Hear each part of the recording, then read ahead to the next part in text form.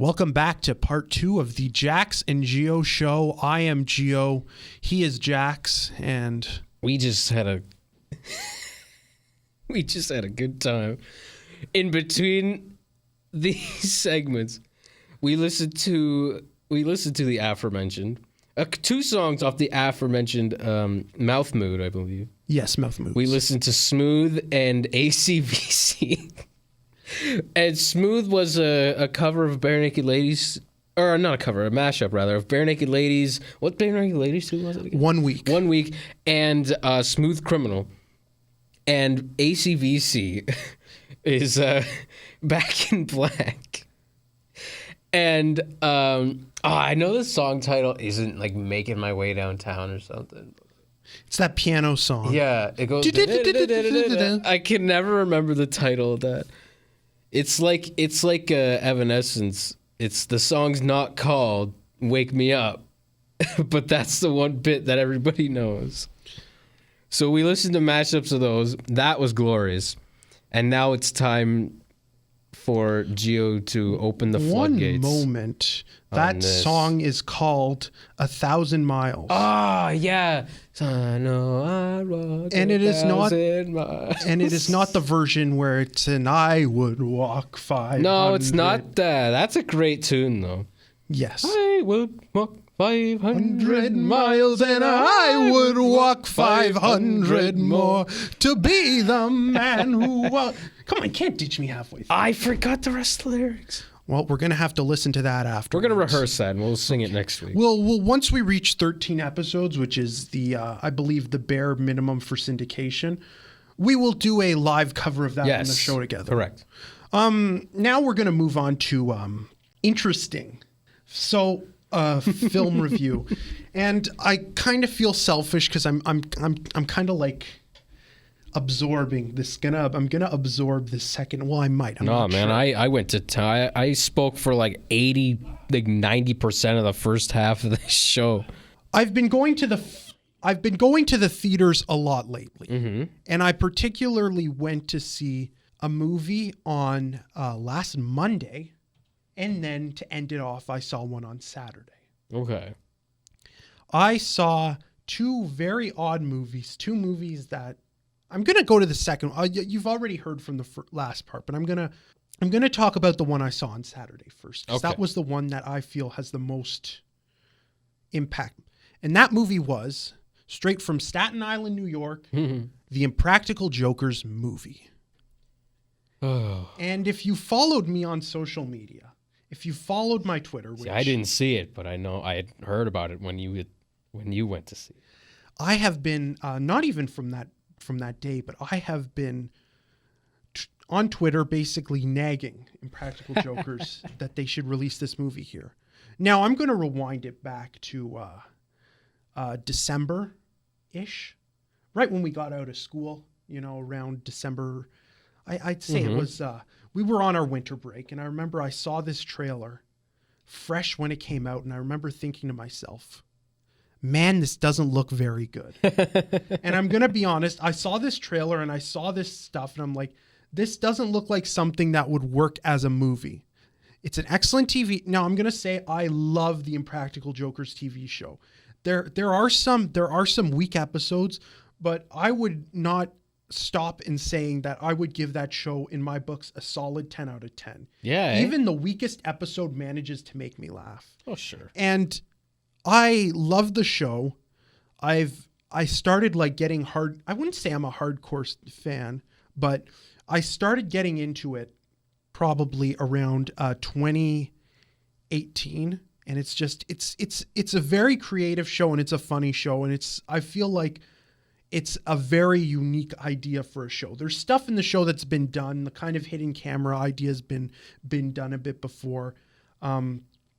You can kind of compare the show's identity to CBC and Comedy Network's Kenny versus Spenny, which I do think that that it's a bit uncanny. There's a lot of elements from that show that they kind of borrowed in a way, but that's for another episode. I'm not insulting it, but I do think it's still a creative, fresh show and excellent.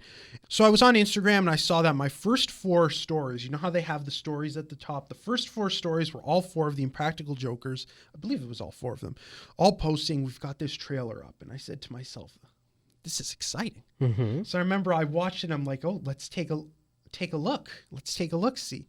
And I remember thinking, after I saw that trailer, I'm like, oh, it's like, I kind of was like, I have, I don't know. It was like, after I saw that trailer, I had very low expectations. Yeah. So I'll try to describe the film the best I can. The main plot of the movies, and we're not going into spoiler territory. No. So if you're going to see Impractical Jokers, the movie, don't take my word. See it for yourself, because I know there's going to be people out there who are going to like it. I think this is one for the more of the Impractical Jokers stans, but it's basically the plot is that they go as I guess they're supposed to be teenagers. As teenagers, they go to a Paula Abdul concert in their town, and they basically crash it and ruin it. And then later in life, they become the Impractical Jokers, and their TV show is canon in the movie. So their TV show was canon in the movie. But then I guess later life, Paula Abdul sees them at a Red Lobster and she's like, I'm a huge fan of your TV show. I'm having a party in LA. I'd love to invite you all. And they say, sure. So she's like, I'm going to invite you all. And then they give them passes and they're like, okay, the 4 of us got 3 passes. What are we going to do? There's 3 passes, but 4 of us. And they said, let's compete in a series of hidden camera challenges to find out which person gets it. I liked that part of the movie because it's very corny and they didn't kind of try to bubble wrap it as being like something deep. But I don't know what it is, but it just didn't feel, the movie itself just didn't feel. You know what that makes me feel like? It makes me feel like it would have the same kind of vibe as the Smosh movie. Do you know what I mean? It's just weird. It's something that was good on its own, but doesn't transition well into a film. I see what you mean. I've actually never watched the Smosh movie. We should watch it and do a review. Should we watch it? We should watch it and do a review. Are we going to get lynched by Impractical Jokers fans for comparing these 2 mediums? Maybe. That's how the movie functions. So they compete as a regular thing. They compete in these challenges, and the loser does not get to go to this party or concert that Paula Abdul is hosting. And the thing is, I was excited for this movie, and what initially did not get me excited and what got me excited, what brought me back on that hype train and what made me nag on Twitter was that I started realizing something. A, they don't show the best stuff in the trailer. They save that for the movie. B, this is going to be a theatrical movie, so they don't have the restriction of TV. Because you know how you have those TV regulations and how we have radio regulations, and we couldn't say that track name from Mouth Moods earlier. But I had that thought, and I thought to myself, this is going to be exciting. I can't judge it just on the trailer. And I remember I saw they revealed the poster as well, the poster for the movie, and what the poster got me more excited for the trailer. The poster was pretty cool. You saw the poster, I saw right? the poster. The poster is cool. And the way it looked, and there was one line that was on that poster that got me so excited. The small screen couldn't hold them. My God, that got me excited. That is good. Because you know why it got me excited? Because it made me think, they're going to do something in this movie that's going to be crazy. And in the poster, what was awesome, they had there was an explosion in the background. Yeah. There was a car. Oh my God. And then I got so excited. I remember this was the theater that I went to. There was only playing, we've made it obvious, we're in Ottawa. And this was a special attraction showing. And it was only playing at 2 theaters in Ottawa. And the commute to these 2 theaters in Ottawa, for me at least, was a bit of hell. It was an hour, 30 minutes. Oh my goodness. And usually for me, we don't live too far from theaters. Usually it takes at most 30 minutes. Sure. Yeah, that sounds to an hour. And an hour if you're at least going to one like that one. But this one was it was a bit hard to get to. But I was so excited, there was this whole thing, and I was so excited because I went to the first showing at 12:30 in the morning. And I was so excited because I thought to myself, I've been so hyped up to see this now. I'm going to be probably one of the first Canadians ever to see this movie, which probably, I'm not sure if I was, maybe if there was a time zone before me that got the movie, probably. So I can't even have that. I can't even have that. But I was so hyped up, and I said, oh, I can't wait to see this. Met my sister at the theater because she was at school earlier that morning, and she was writing an exam. And she's like, yeah, we'll meet afterwards. We'll go see this movie. Because my sister's an Impractical Jokers fan, too. I got my ticket, and I incredibly wanted to be there early because I wanted to get an actual, an actual ticket instead of ordering it online. And I remember I was so hyped up because this was one of those special theaters with the recliners and stuff.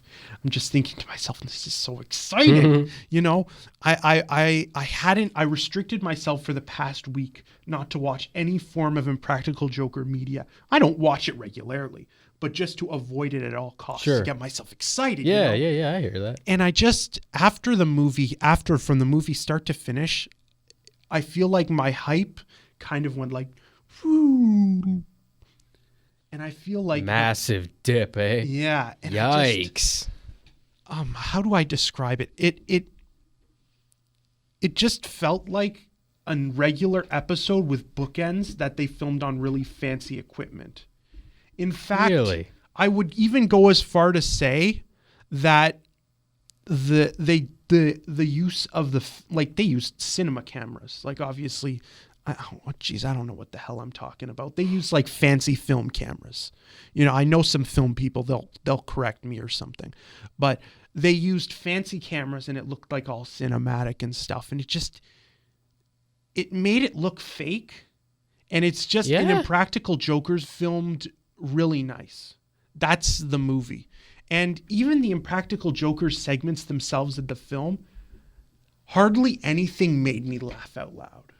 Now, jeez. I'm just going to ask you a quick question. Have you ever seen the Impractical Jokers? Have you ever watched the show? Yeah, have you watched? Oh yeah, I've watched a good amount of episodes. Now, did you say it's a pretty funny show? I would say yes, it is. Like, you can get a belly laugh or at least a giggle. And I was so disappointed because even with reruns, if I've seen an episode twice, I'm still able to get a good laugh, but it felt so incredibly boring.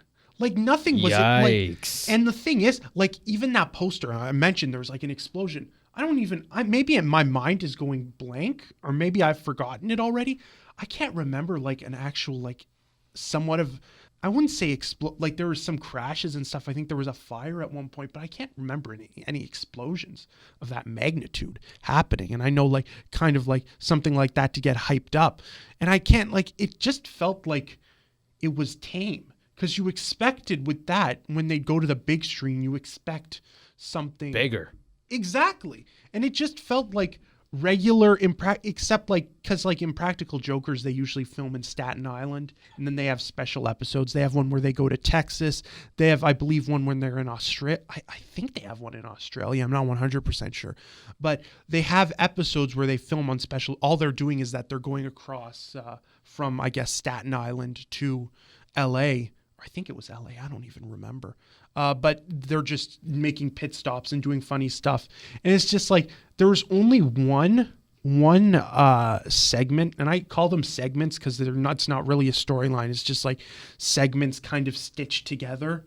And it's like there's just an ending bookend and a beginning bookend. But it's like they're kind of like there's only one segment that I'd say pushed the boundaries that was actually somewhat in quotation marks big.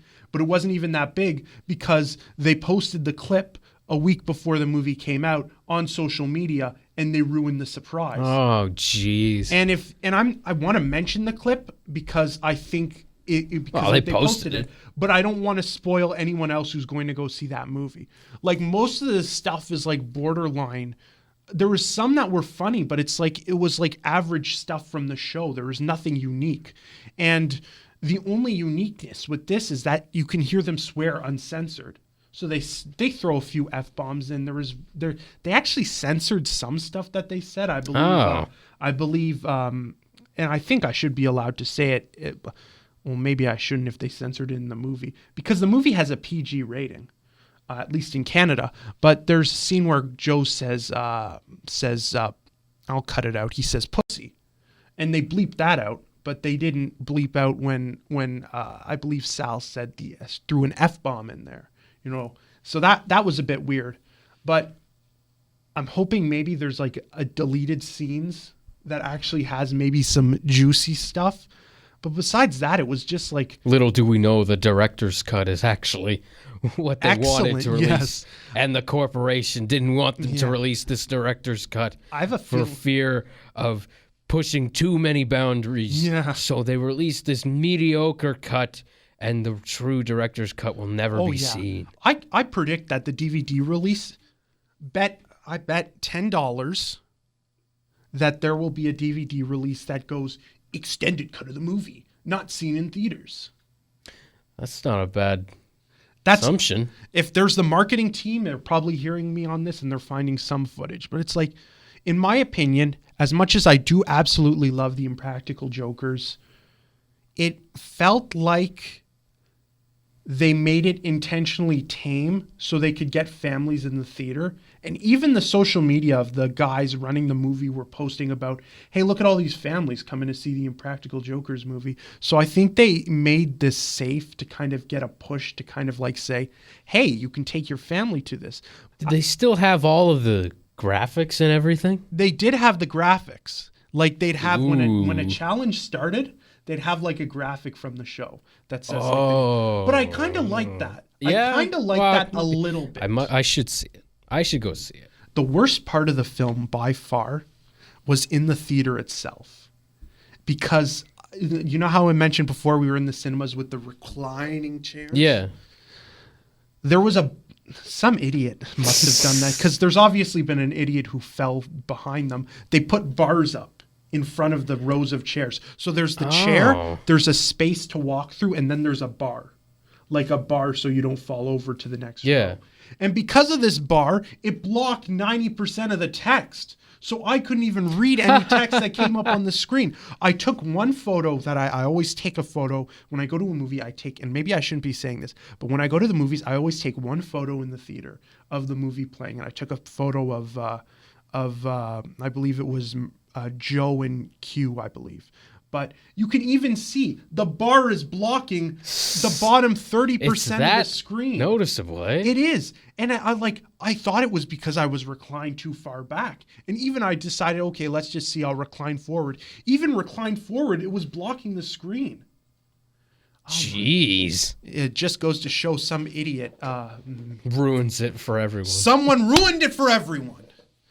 Anyway, all in all, out of 10 right now, I'm going to give it a 6.5 out of 10. All right, that's better than I thought you'd give. And I'm saying that because I still think there are some parts that made me laugh, but I didn't do like, you know how you have like a belly laugh, like a really good laugh? Absolutely. I did not feel that come through with this, because there are some bits that are funny, but it's just not, it's kind of like the funny that you do like a grin and maybe just go, yeah. Like, the way I'm going to reference what we were talking about before, when we played the song from Neil Cicericca's Mouth Moods for Jackson, ACVC, when that played, Jackson gave out this enormous eruptive laugh. One of the most fantastic, he has a beautiful laugh, by the way. Thank you. And that was the laugh that I was hoping that would come out during this movie. In fact, on the way to the theater, I was listening to the History Hyenas podcast, Absolutely Wild. Shout out to Liam Arkinson for recommending that to me.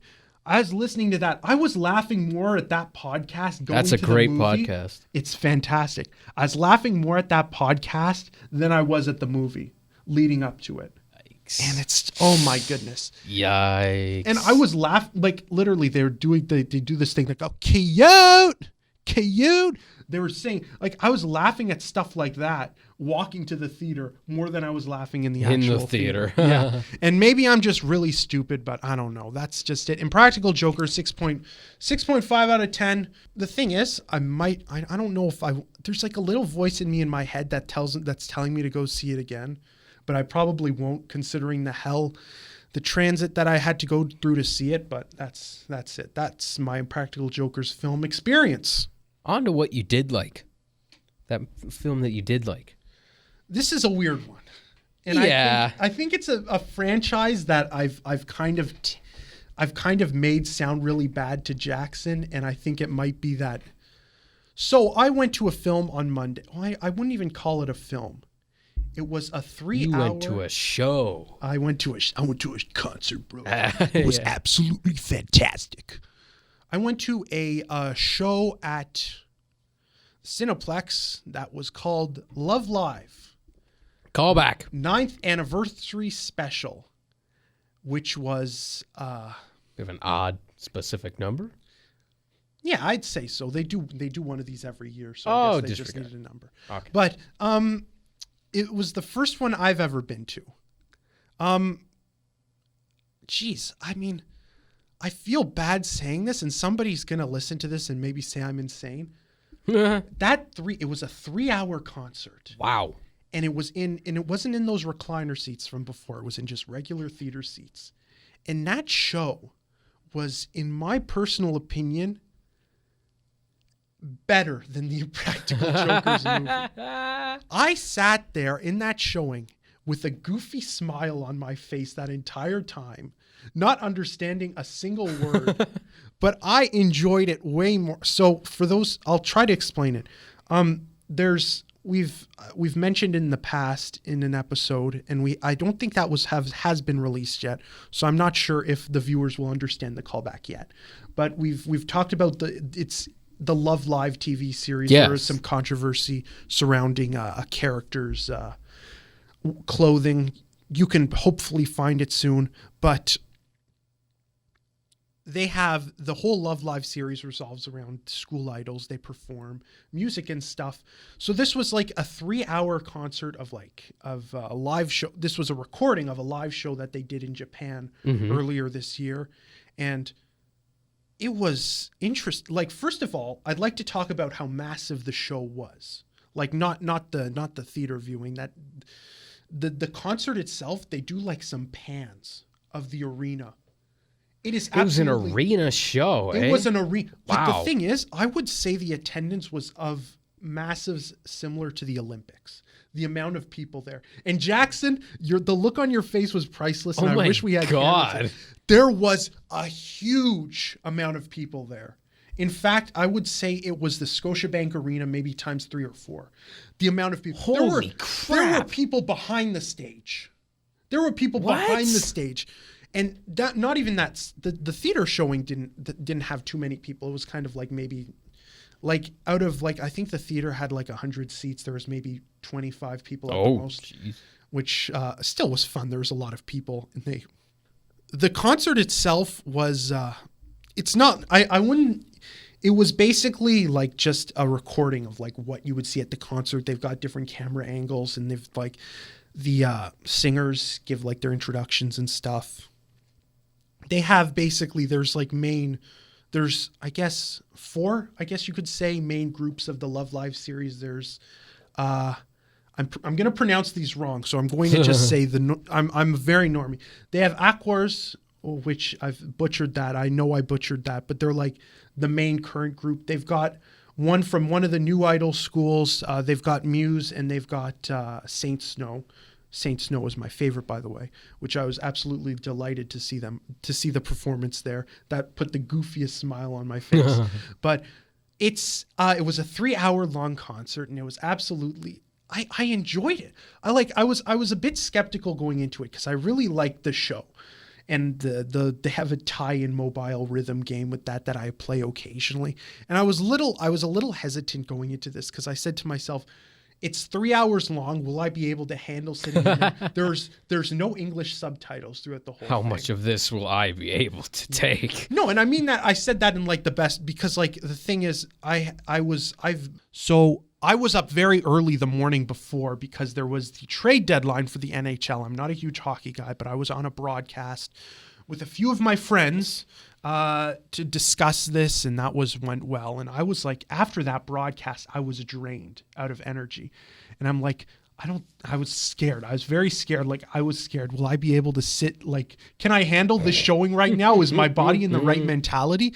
And it was. And I have to say, I just like, when you just have watched something you really enjoy and you just kind of have like, just after you go see it, you're just in a great mood. Oh, yeah. You're just like how you would feel after going to an Ailstorm concert or which I did. And I just felt so good. Like, I just felt, I was like, I was heading to the grungy OC Transpo station outside the theater. And I was just smiling, a big goofy smile. Filled with joy, eh? Exactly. And it's like, as bad as a name, I feel like the show and its fans sometimes do give the franchise and the series itself I think that's a bad exactly name. what it is, yeah. And I think that a lot of people are somewhat turned off because of the culture that revolves around anime. And there's actually no animation in this. It's all real. It's all the actual performers. It's live. It's live. But I just adored it. I absolutely loved it, and I just like say that it was better in. And we're comparing two different things here, and I know, but I would say out of the movies I saw that week, it was 10 times better than Impractical Jokers movie. And in fact, good, eh?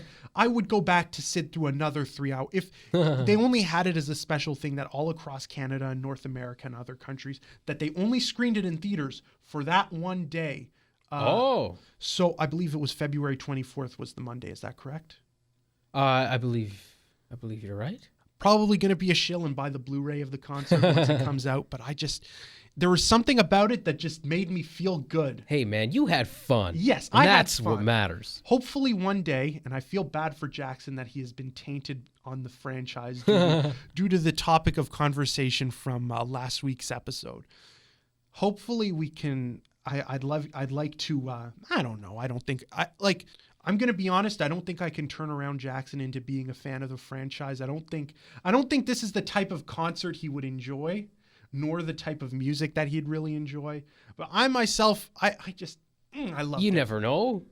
You may have just got me intrigued. We might give it a watch. We'll play. We'll give.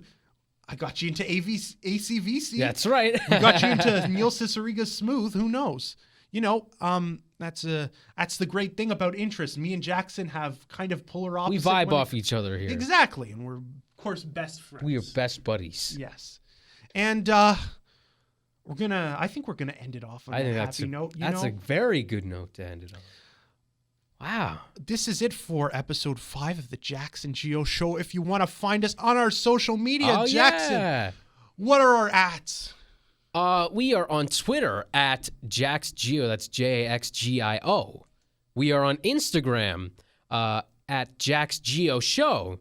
JaxGioshow. And we are on YouTube at the Jax and Gio Show with spaces. And you can find right now episodes 1 to 3, episodes 4, parts 1 and 2 are uploading now. And you can find us at our official home on thejacksongioshow.blogspot.com, which has links to all our episodes and will feature updates. We are also being syndicated on radio, and you can find out about broadcasts through our Twitter and Instagram pages. And this is a good episode. I agree. I love this episode.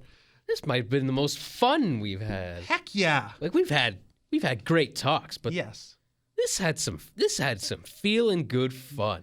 And we hope you enjoyed it too. Let us know. Send us a tweet. Shoot us a DM. Slide into our DMs.